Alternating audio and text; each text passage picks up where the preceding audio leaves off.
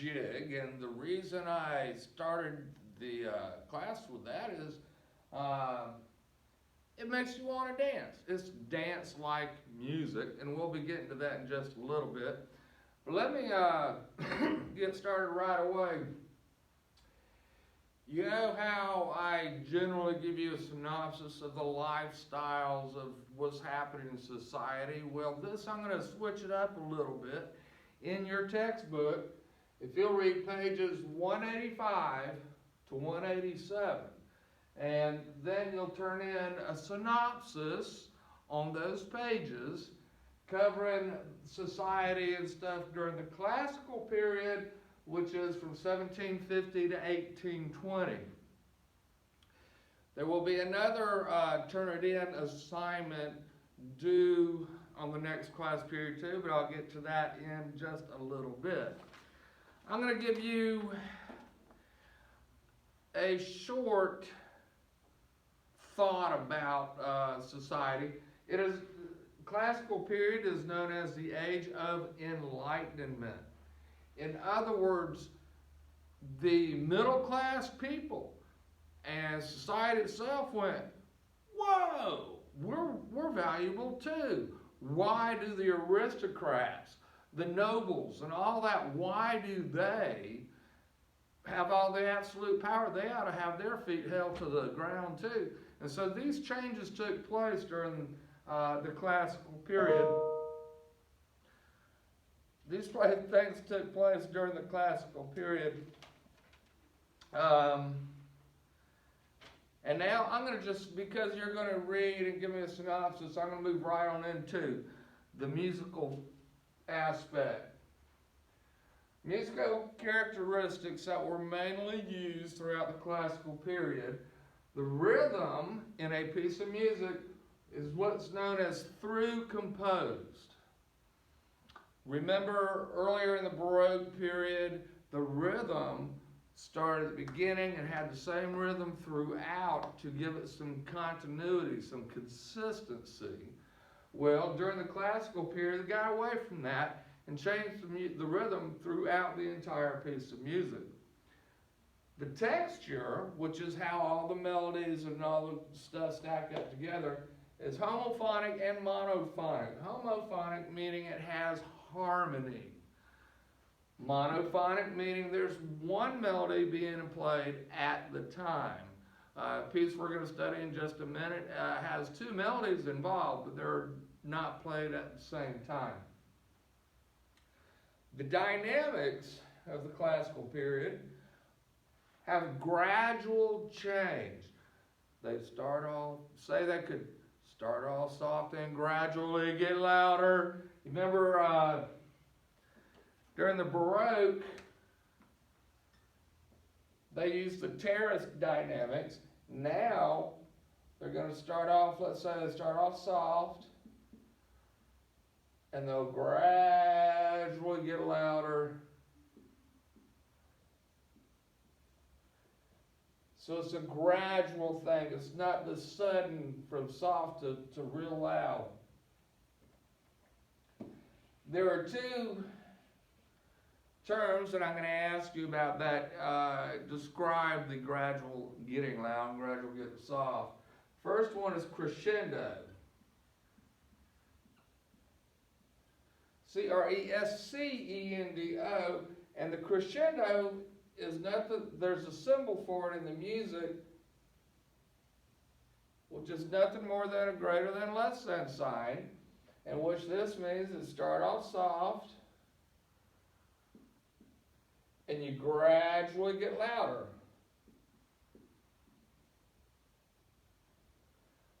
Now, also we can go from loud down to soft.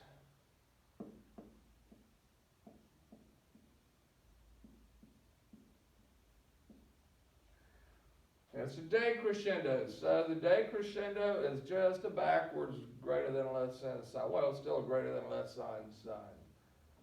Oh, I can't go soft, loud. And we get softer. Gradually changing in the volume.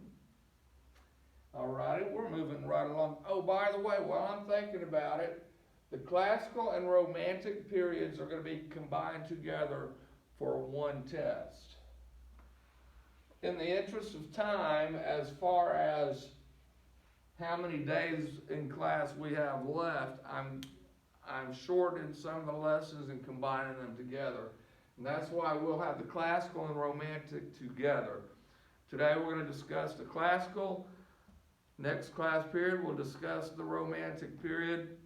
The following day we'll have the test for both of them.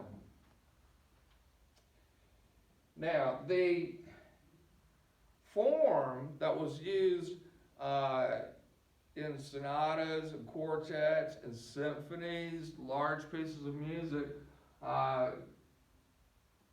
generally had 4 movements, like they did in the Baroque period, but here the movements are contrasted. The first movement is generally fast. Second movement is slow. Remember, a movement is a whole piece of music that can stand by itself, but it's part of a larger work. The third movement, what's different about the classical period, the third movement is dance related. And when we say dance, it's not like everyone's sitting in the concert hall and all of a sudden they all jump up and start dancing.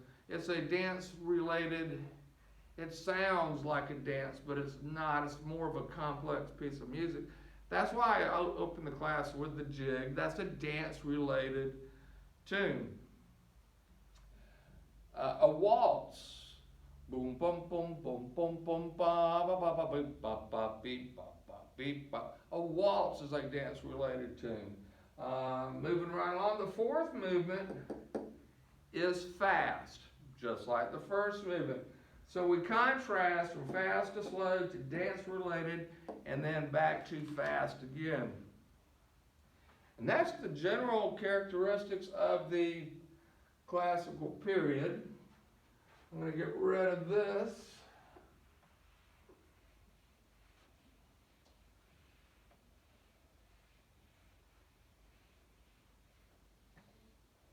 And we're going to talk about a gentleman by the name of Beethoven.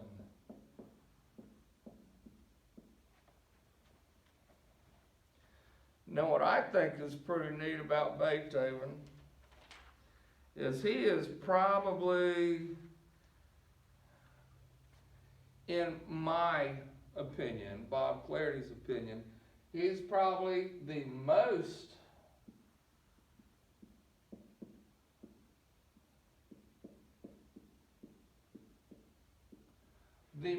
well-known composer throughout the world. I'm not saying he's the greatest. I'm saying he's the most well-known. 2 symphonies, Symphony Number 5, which we're going to dig into, and Symphony Number 9 are well-known throughout the world, and that's why people hear this music and go, that's the Beethoven song. So anyhow, Beethoven is the most well-known. That's in my opinion, but that's what's going to be on the test. And like I said, we're going to discuss the 5th Symphony in just a second. Let me tell you a little bit about Beethoven. Beethoven got sick and developed syphilis. And as he went on, they didn't have penicillin and stuff like that during those times. But as he got older, the syphilis started breaking down parts of his body. One of the main parts is his hearing. And that's what makes it so amazing that he was such a fantastic composer and he was gradually getting deaf. He wrote 9 symphonies, and you can break them down into 3 categories basically. The earlier symphonies, the first 3, he wrote really large, really super high sounds and really super low sounds. The people who were singing as vocalists, the ranges were so high, they often complained about it's impossible to sing, that high and all this. and they use all the ranges.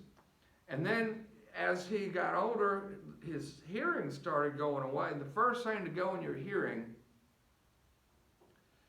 is the high notes. So the second three symphonies, his high notes weren't quite as high. It was more like from just low notes up to middle notes. And then the next to last two symphonies was almost all lower notes, from mid-range down to deep bass, because he could not hear these high pitches. Now, as he became pretty much totally deaf, not blind, totally deaf, he could not hear anymore. So all the pitches he remembered he could hear in his head, including all the really super high ones. That's why his Ninth Symphony is so amazing, because he went back to the large range between high notes and low notes. And he was so deaf that when he conducted his Ninth Symphony for the first time, the piece was over, and he kept conducting. And the audience was standing ovation, clapping and clapping and clapping, and Beethoven didn't know. He couldn't hear it. So one of his violin players came up and turned him around so he could see the audience was clapping. And it was just a super amazing event. I was not there, but that's what the history books say. If we had in class, we'd be watching a film called Beethoven Lives Upstairs. If you have the opportunity to check it out, pretty interesting movie. But let's get back to his Symphony number 5. We're going to listen to Beethoven's 5th Symphony.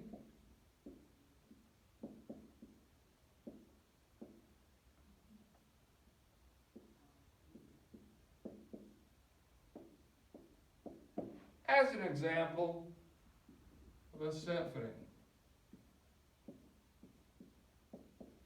Now, do you remember how the fugue had the opening statement, and then it was restated in another voice and restated in another voice, and that melody kept coming back throughout? Similar treatment right here. Beethoven started with just 4 notes. And what's different from this than a fugue is he played these 4 notes and then passed it from like the strings to the brass to the woodwinds and just back and forth. And then eventually, as a full group, they developed these 4 notes into a larger piece of music. Here are the 4-note statement, otherwise known as a motif.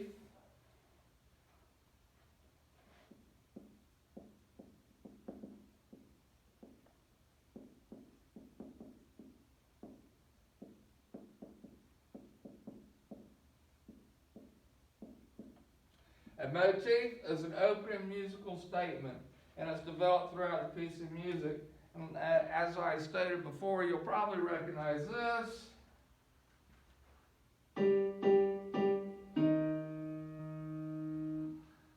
That was Beethoven's 4-note opening. Well, there goes the chord. Time out. I'm not stopping this recording. I'm just going to refix. Go back to here. We're still running. Again. That's how Beethoven opens up his 5th Symphony. Now, he also has a second melody which contrasts that 4-note. That 4-note, bum, bum, bum, bum, is pretty driving. And later on in the movement, he adds a second melody which is contrasting, being nice and smooth.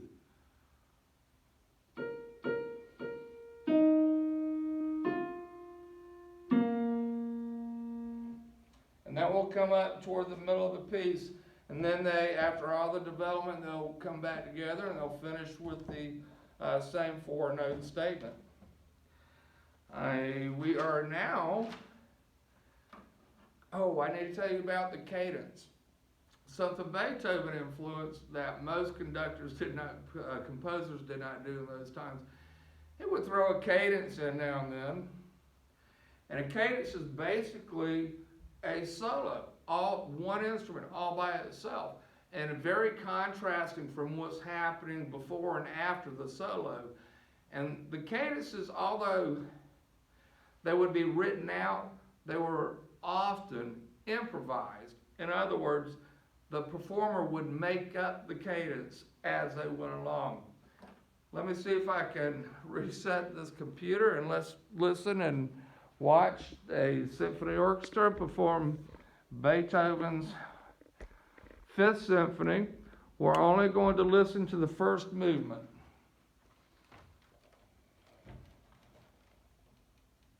Let's make it bigger, and let's hope it's Beethoven's Fifth Symphony.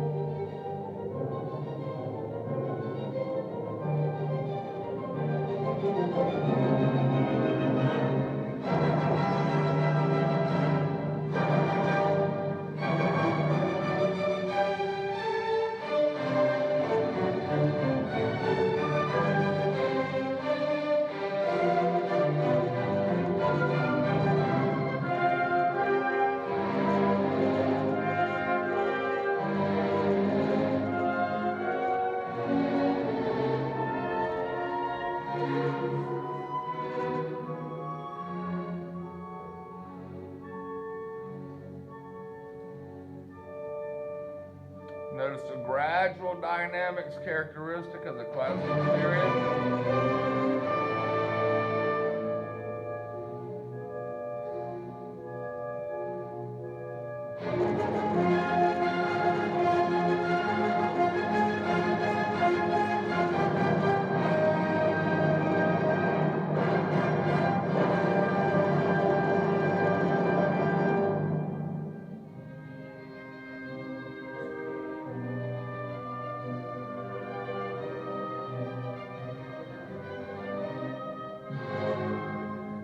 Here comes a cadenza.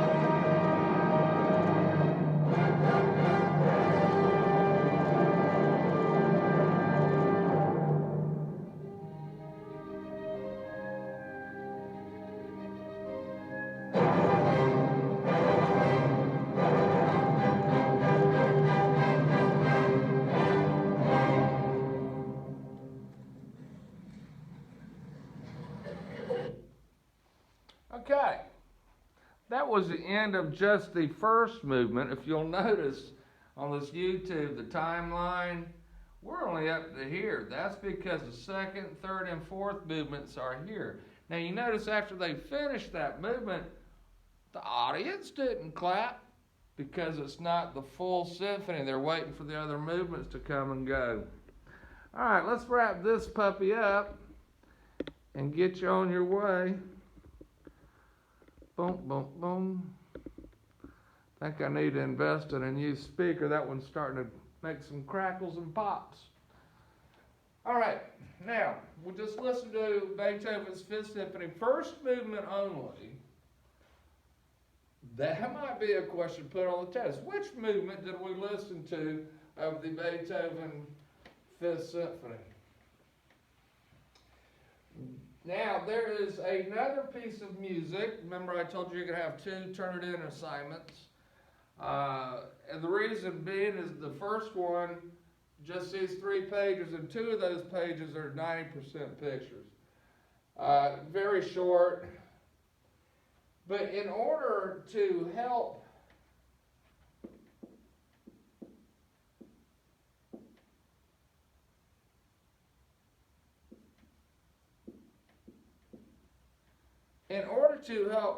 young people or get some people interested in music, I've got to check this camera, make sure I've got everything in view.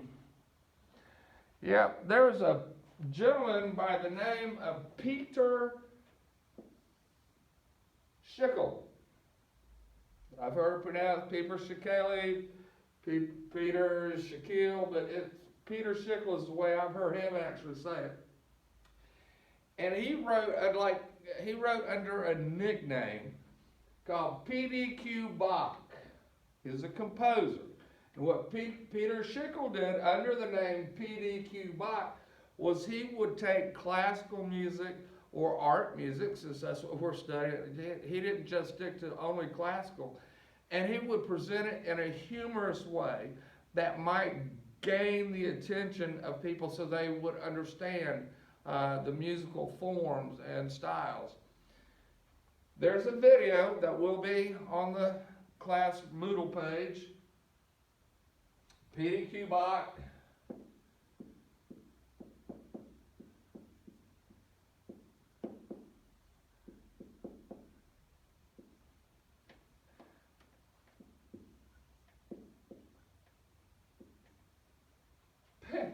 I'm having trouble with this today. PDQ Bach's Fifth Symphony, and it's only the first movement. And I'm not going to tell you about it. You need to watch it and do a turn it in assignment, giving me a synopsis on PDQ Bach's Beethoven's Fifth. Some of our synopsis, some of our writing has been very short. I want detailed stuff. In other words, convince me that you actually read those pages and actually watched the video. And describe how PDQ Bach put humor into Beethoven's Fifth to attract audiences.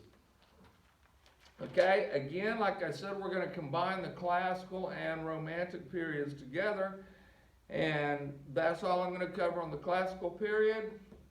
Make sure you